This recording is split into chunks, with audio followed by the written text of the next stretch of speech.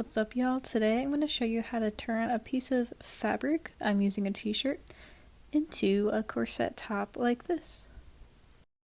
So what you'll need for this project is a sewing machine. I'm using the Singer Heavy Duty 4423. You'll need a piece of fabric or shirt, blanket, whatever, fabric scissors, measuring tape, and something to write on and something to write with. So if you want to follow specific by specific of what I'm doing, I would recommend getting a t-shirt.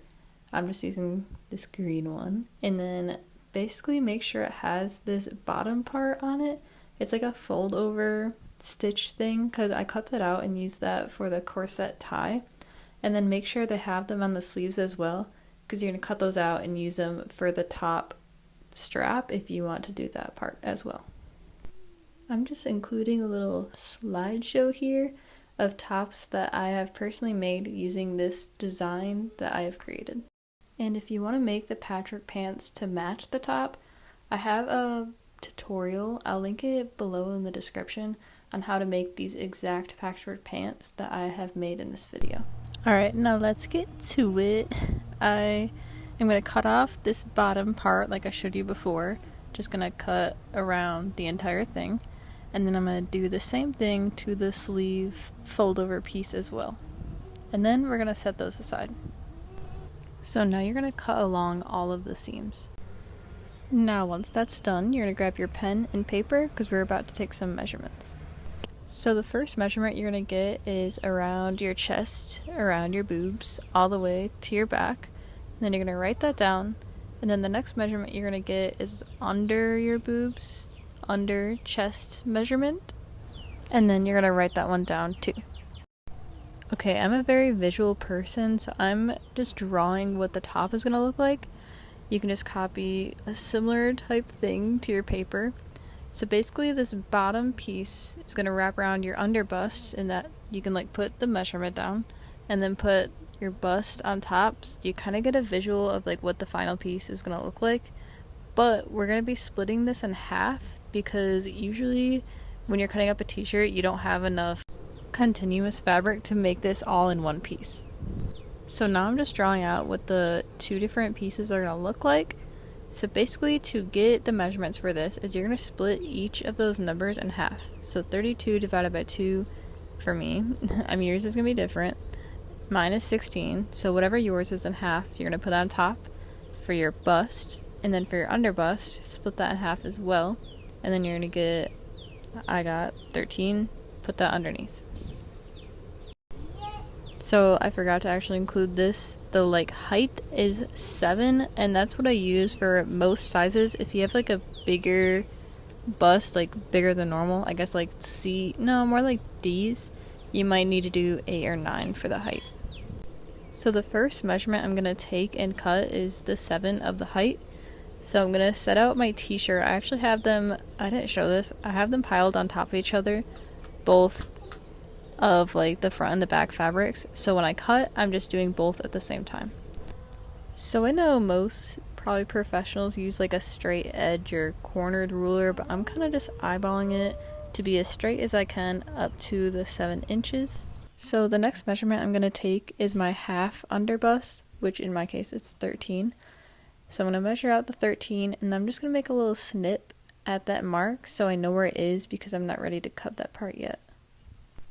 Now we're going to take our half of our bust and we're going to cut that all the way across on the top, but we're going to angle it up just slightly, just because for more like boob coverage, if you want it to be more of a micro tube top, you can do it straight across, but for more coverage you can do this angled up just very, very slightly. Now we're going to go back to that little cut we made. We're basically going to cut this cut all the way up to the end of the last cut that we did. So it's not going to be like a straight line, it's going to be angled. Now I'm going to pick up the top from the straight edge where we cut that 7 inches, and we're going to sew that together. The settings I'm going to be using on my sewing machine is going to be like a 1.5 for my width and a length of 1.5, but it honestly really doesn't matter how you sew them together as long as they stay together. Alright, so now that you have that sewn together, you're going to lay out the top on like a table or the ground, and then you're going to fold inward the edge where the corset tie is going to be. Make sure it's not on the opposite side because you want all your bad seams on the inside. So you're going to fold it in about 1 inch, and I'm just going to measure it really quick to make sure it's like about 1 inch all the way down. And then you're going to sew that together. There will probably be this like little piece sticking up. I just cut that off. And then you're going to repeat the same thing on the other side of the tube top. So now that's all sewn together nicely, and before you cut it for your corset top, you can leave it like this as like a different design.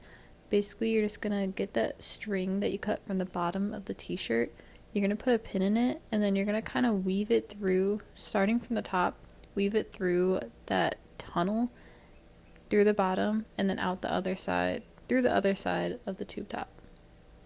So this is how that design looks. You can tie it different ways, and depending on the type of fabric that you chose, it could look different. Okay, now back to how you make the actual corset. So you're going to lay it out, your tube top, and then you're basically going to mark where you can have 5 different spots.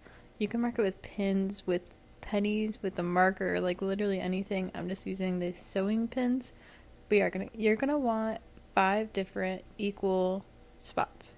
Now you're going to cut a line, like a little snip, where each spot is marked, and make sure you don't cut too far and cut where you sewn, because then the top might unravel. Now you're going to cut off little sections. You're going to cut off every other one, and make sure like the top and the bottom ones, like the outside pieces, are intact. So your first spot is going to be full, and the next spot is going to be empty, full, empty, full. And then you're going to repeat this on the other side. So you're going to grab that long strand that you cut from the bottom of your shirt, you're going to put a pin in it, and then you're going to start from the top. You can basically just copy what I'm doing. Just go through that piece on the top right, pull it halfway. You can see that bump that's in most t-shirts. You're going to pull it so it is at the top of the corset. That's like the halfway mark, so you're going to have equal amounts of string for each side. Then you're going to put it through this upper left tunnel, pull it all the way through, leave a little slack on top.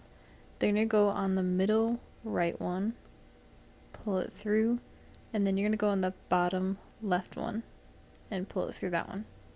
And then you're going to take the pin off and put it on the other string side, and then you're going to go through the middle left one, and then make sure you go under this little piece, the other string, and then you're gonna go through the bottom right one. So after I tried it on, you can see it's very bunched in the front. It's super loose and has a lot of extra fabric. This is just because I used a stretchy t-shirt, but basically you're just gonna sew in this back seam closer until it fits right.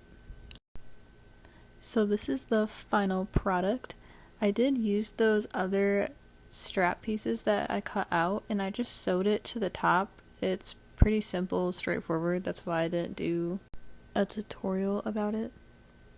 But yeah, I love how simple and cute this is, and it's great because you don't need like a pattern, because I know that's like a hassle to have to print one out and figure out how to use patterns. That is all for this week's video. I'm going to try to release tutorials every Saturday at 12 p.m. Eastern time. So if you like this tutorial, it's pretty simple. Most of the things I make are beginner friendly, so stay tuned for next week.